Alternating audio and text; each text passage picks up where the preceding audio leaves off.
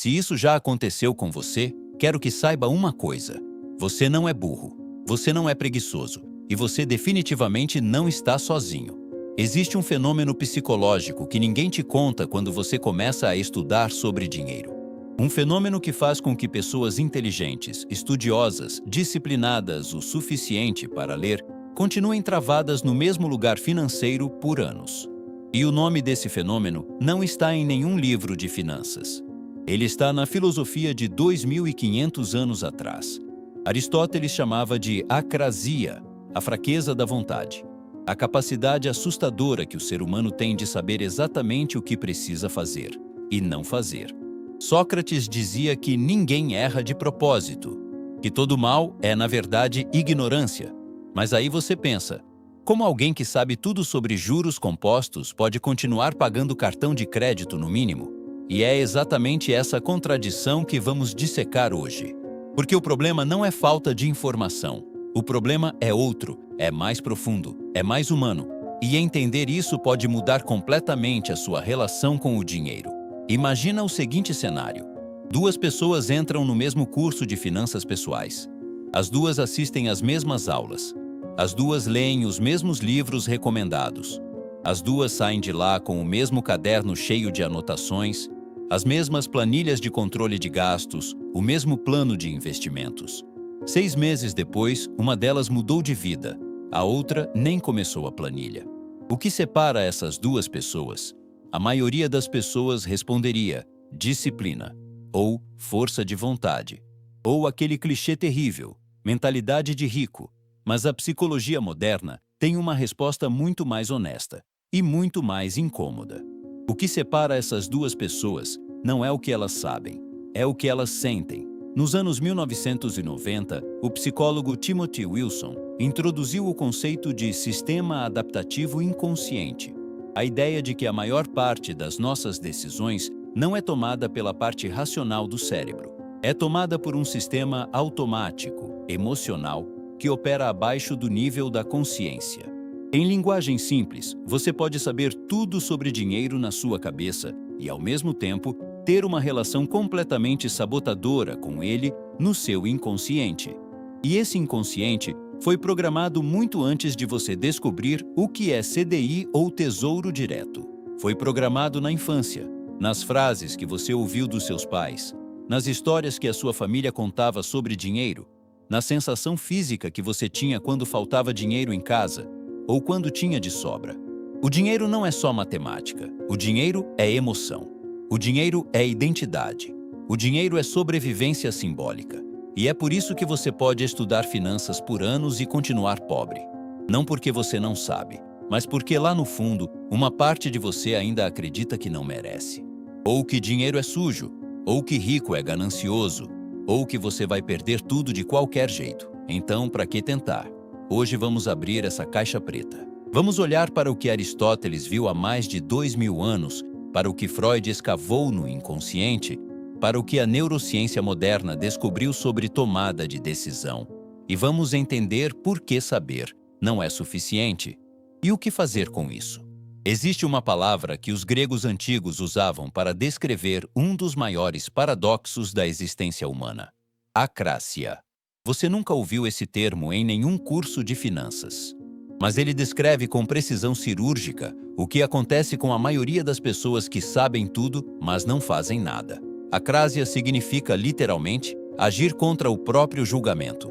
É o momento em que você sabe que não deveria comprar aquele tênis, e compra. É o momento em que você sabe que deveria investir aqueles R$ 200 e gasta em delivery. É o momento em que você abre o aplicativo do banco, vê o extrato, fecha o aplicativo e vai assistir série. Aristóteles ficou fascinado com esse paradoxo, porque ele contrariava tudo que a filosofia grega acreditava até então. Sócrates, o mestre de Platão, dizia que o conhecimento é virtude, que se você soubesse verdadeiramente o que é bom, faria o que é bom. O mal, para Sócrates, era sempre uma forma de ignorância. Mas Aristóteles olhava para os seres humanos ao redor e via que isso não batia. Ele via pessoas que sabiam que beber demais fazia mal, e bebiam. Pessoas que sabiam que a preguiça destruía projetos, e eram preguiçosas. Pessoas que sabiam que gastar mais do que ganhavam levava à ruína, e gastavam. E ele chegou a uma conclusão revolucionária. Saber não é suficiente para agir. Para Aristóteles, existe uma distância enorme entre o conhecimento intelectual e a ação concreta. E essa distância só se fecha com o que ele chamava de eixis, um hábito incorporado, uma disposição que vira segunda natureza. Não é saber o que é certo, é ser alguém que faz o que é certo, automaticamente, sem esforço consciente. E aqui começa o nosso dilema moderno. Vivemos na era da informação. Nunca na história humana foi tão fácil aprender sobre finanças. Você tem podcasts gratuitos, canais no YouTube, como esse aqui, livros resumidos, cursos acessíveis. Em 10 anos, o acesso à educação financeira se multiplicou de forma absurda, e a taxa de endividamento também. No Brasil, mais de 70% das famílias estão endividadas. Nos Estados Unidos, a maioria dos adultos não conseguiria cobrir uma emergência de $1.000 sem entrar no cheque especial ou no cartão de crédito. Não é falta de informação, é outra coisa. Pensa num cenário que provavelmente você já viveu. É sexta-feira à noite. Você está cansado de uma semana pesada. Você sabe de verdade, que tem contas para pagar, que aquele dinheiro extra deveria ir para a reserva de emergência. Mas o seu grupo de amigos está chamando para sair. E há uma sensação física no seu peito, uma espécie de aperto. Quando você pensa em ficar em casa, então você vai e gasta mais do que deveria. No sábado de manhã você olha o extrato com aquela mistura de culpa e resignação que todo mundo conhece e pensa, semana que vem eu me controlo, semana que vem, semana que vem, semana que vem. Isso não é fraqueza de caráter, isso é neurociência. O seu cérebro tem 2 sistemas que tomam decisões, e eles frequentemente entram em conflito. O sistema 1, descrito pelo psicólogo Daniel Kahneman, é rápido, automático, emocional. Ele responde ao presente, ao imediato, ao que está bem na sua frente. O sistema 2 é lento, racional, analítico. Ele consegue calcular juros compostos, projetar aposentadoria, traçar planos de longo prazo. O problema? No mundo real, o sistema 1 vence quase sempre, porque ele é mais rápido, porque ele é mais poderoso emocionalmente, porque ele foi moldado por milhões de anos de evolução para responder a ameaças e recompensas imediatas. O seu ancestral nas savanas não precisava pensar no longo prazo. Ele precisava comer agora, sobreviver agora, pertencer ao grupo agora. E o seu cérebro, em essência, ainda funciona assim. O futuro é abstrato, a cerveja gelada é real. E é aqui que a psicologia encontra a filosofia de uma forma que muda tudo. Vamos aprofundar. Freud não falava sobre dinheiro diretamente, mas ele descreveu com perfeição a estrutura psíquica que explica por que a acrasia acontece. Ele dizia que a mente humana é dividida entre o id, a sede de impulsos, prazer imediato, satisfação sem censura, e o superego, a voz da norma, da culpa, do ideal que você acredita que deveria ser. No meio dos dois, tentando fazer o possível, o ego. Agora substitua esses termos por finanças. O id é aquela parte de você que quer o tênis, a viagem, o restaurante caro, a experiência agora. Que sente que você merece porque trabalhou muito, que não quer esperar. O superego é a voz que diz que você deveria economizar, investir, ser responsável, pensar no futuro, parar de gastar com bobagem. E o ego está lá no meio, exausto, tentando conciliar as duas coisas. E sabe o que acontece quando o ego está cansado? O id vence. Isso foi confirmado pela psicologia moderna com o conceito de esgotamento do ego, popularizado pelo psicólogo Roy Baumeister. A força de vontade, segundo ele, é como um músculo. Ela se cansa. Cada decisão que você toma durante o dia consome um recurso cognitivo real. É por isso que você se controla na segunda-feira e cede na sexta. É por isso que você resiste ao açúcar no café da manhã e devora o chocolate às 22 horas. É por isso que você planeja sua semana com clareza e sabota o planejamento quando está sob pressão. A vida moderna sequestra a sua força de vontade muito antes de você chegar nas decisões financeiras importantes. Mas existe uma dimensão ainda mais profunda, e essa parte vem da psicologia existencial. O filósofo e psicólogo Erich Fromm fez uma distinção que poucos livros de finanças têm coragem de mencionar: a diferença entre ter e ser. Fromm dizia que a sociedade moderna treina as pessoas para se definirem pelo que possuem e não pelo que são. A identidade virou patrimônio. O valor pessoal virou saldo bancário. A autoestima virou o modelo do carro. E aqui está o paradoxo cruel. Quando você compra algo que não pode pagar, você não está sendo irracional. Você está, à sua maneira torta, tentando existir. Tentando provar para si mesmo e para os outros que você vale, que você chegou lá, que você importa. O consumo para muita gente é uma tentativa desesperada de construir identidade. E nenhuma planilha resolve um problema de identidade. Agora vamos para a filosofia estoica, porque aqui ela entra com uma precisão cirúrgica. Marco Aurélio, imperador de Roma e estoico convicto, escreveu em suas meditações uma ideia que parece simples, mas é profundamente incômoda. Você tem poder sobre sua mente, não sobre eventos externos. Perceba isso e você encontrará força.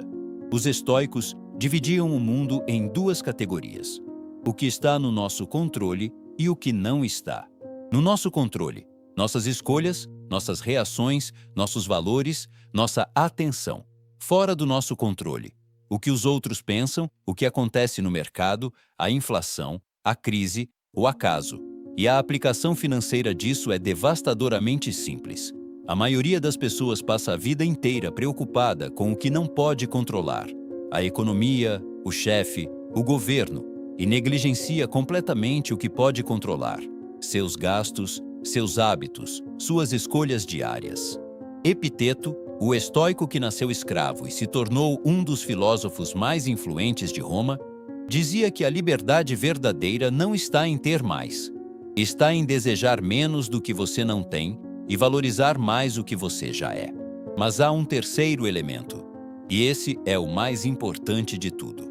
A psicologia comportamental moderna, especialmente através do trabalho de B.J. Fogg, da Stanford University, chegou a uma conclusão que destrói completamente a narrativa de que só falta força de vontade. O comportamento humano não muda por motivação, ele muda por design. Fogg descobriu que as pessoas que mantêm hábitos financeiros saudáveis não são mais disciplinadas. Elas simplesmente constroem ambientes onde o comportamento certo é o caminho de menor resistência. Elas automatizam os investimentos antes de ver o dinheiro. Elas usam contas separadas para que o dinheiro de consumo esteja fisicamente separado da reserva. Elas removem aplicativos de compra do celular durante períodos de vulnerabilidade. Elas não confiam na força de vontade. Elas constroem sistemas que tornam a decisão certa mais fácil do que a decisão errada. Isso é o que Aristóteles chamaria de cultivar a virtude pelo hábito, hexis. Não é uma decisão racional toda vez. É uma disposição construída ao longo do tempo que vira quem você é. E aqui está a síntese de tudo. Você não vai mudar sua vida financeira estudando mais sobre finanças. Você vai mudar estudando a si mesmo, entendendo o que o dinheiro representa para você emocionalmente, descobrindo quais crenças inconscientes você carrega sobre riqueza, merecimento e sobrevivência, construindo sistemas que protejam suas decisões do cansaço, do impulso e da pressão social. E, acima de tudo, entendendo que a mudança não começa no extrato bancário. Ela começa na pergunta: quem eu quero ser? Voltamos ao começo. Aquelas duas pessoas que entraram no mesmo curso de finanças, com as mesmas anotações, as mesmas planilhas, o mesmo conhecimento. Agora você sabe o que as separou. Não foi a informação. Foi a relação que cada uma tinha consigo mesma. Uma delas encontrou no processo de aprender sobre dinheiro uma oportunidade de se conhecer, de perguntar: por que eu gasto quando estou ansioso? Por que eu saboto quando começo a ir bem?